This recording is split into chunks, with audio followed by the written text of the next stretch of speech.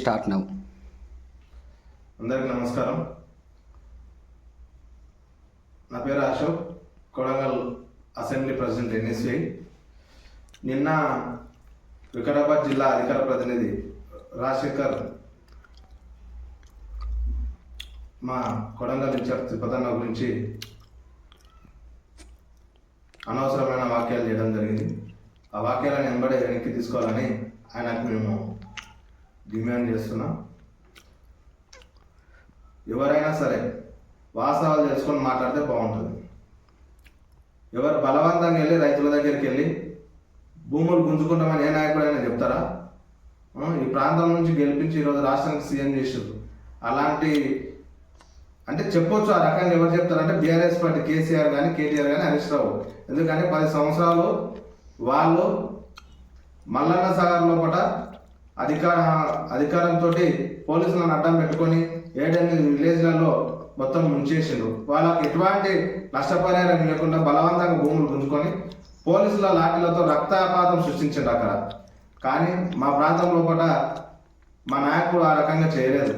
తిరుపతన్న గురించి రాజశేఖర్ నీకేం తెలుసు? నీ ఆధిపత్యం ఎక్కువైతుంది అంటే ఏం ఆధిపత్యం ఎక్కువైంది? కొడంగల్ ప్రజలకు 24 గంటలు అందుబాటులో ఉన్నందుకు ఆధిపత్యం ఎక్కువైందా? కొడంగల్ ప్రజలకు కష్టం వచ్చినా నష్టం వచ్చినా వాళ్ళకి అందుబాటులో ఉండడం వల్ల ఆధిపత్యం ఎక్కువైందా? ఏ రకంగా ఆధిపత్యం ఎక్కువైందని నువ్వు అంటున్నావు? నీకు ఇంత బుద్ధుండే మాట్లాడుతున్నావా లేక మాట్లాడుతున్నావా? ఏ కార్యకర్తకైనా తెలుసు, ఈ ప్రాంతంలో కూడా మాకు తెలుసు మా నాయకుని గురించి. నీకేం తెలుసు అని మాట్లాడుతున్నావు?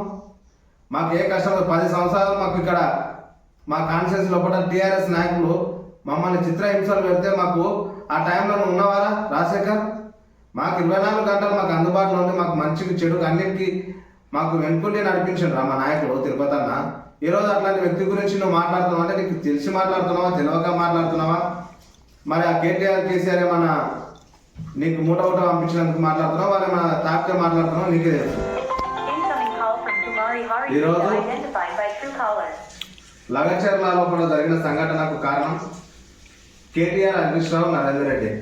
ఎందుకంటే వాళ్ళు ఈ రకంగా తెలంగాణ ఉద్యమం లోపల 1200 మంది విద్యార్థులను రెచ్చగొట్టి బలి తీసుకున్నారు. కాబట్టి ఈరోజు ఈ ప్రాంతం లోపల ఏదైనా ఒకటి న్యూసెన్స్ క్రియేట్ చేసి ఈ ప్రాంతాన్ని మొత్తము ఇక్కడున్న ప్రజలను ఇక్కడున్న రైతులను బలీయతమైన ఆలోచనతోటి ఈరోజు వాళ్ళు ఈ రకంగా గొడవలకు దారి చేసే ప్రయత్నం చేస్తున్నారు. కానీ బిడ్డ నీ ప్రాంతంలో జరిగిందేమో కానీ కొడంగల్ ప్రాంతంలో అటువంటి వాటికి ఛాయిస్ లేదు. తిరుపతన్న వాళ్ళ దగ్గరికి వెళ్ళి ఏ ఒక్క రోజు కూడా మేము బలవంతం ఉంచుకుంటామని అనలే. వాళ్ళ సమస్యలు తెలుసుకోండి. కలెక్టర్ చెప్పిండు, అక్కడ ఉన్న ఆర్టీఓ చెప్పిండు, అక్కడ ఉన్న స్పెషల్ అందరికి చెప్పి వాళ్ళ ఇష్టంతో వాళ్ళని ఒప్పించి మెప్పించి తీసుకోవాలని చెప్పి వాళ్ళకి ఆదేశాలు ఇచ్చిండు. కానీ మీలాగా రెచ్చగొట్టి ఆ రోజు కలెక్టర్ పైన స్పెషల్ ఆఫీసర్ దాడి చేసింది ఈ కేటీఆర్ డైరెక్షన్ లోపలనే జరిగింది. వాళ్ళు అక్కడ ఉన్న టీఆర్ఎస్ నాయకులకు కొంతమంది ఆపి అక్కడ ఉన్న వాళ్ళపై దాడి చేసి ఈరోజు రైతులపైన రైతులు దాడి చేసిందని చెప్తారు. రైతులు ఇక్కడ ఈ ప్రాంత రైతులు ఎప్పుడైనా సరే అభివృద్ధికి సహకరిస్తారు.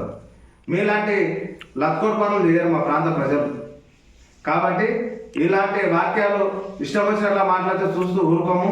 రాజశేఖర్ అండ్ కేటీఆర్, హరీష్ రావు మీకు చెప్తున్నా, మేము ఓపిక పడుతున్నాం.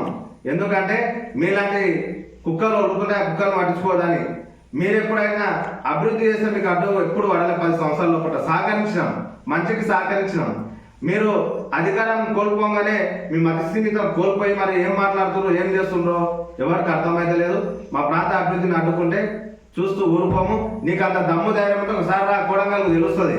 కొడంగల్ ప్రజల పౌరుషం ఏందో, కొడంగల్ ప్రాంత ప్రజలు దత్తత తీసుకున్నారని చెప్పిన దద్దమ్మ కొడంగల్ ఏం చేసినామో కొడంగల్ ప్రజలకు తెలుసు. అందుకే నీకు దమ్ము ధైర్యం లేకనే కొడంగల్కి వస్తలేవు. మిగతా నాయకులందరూ రావడానికి ప్రయత్నం చేసిపోయారు, కానీ నువ్వెందుకు రాలేవురా?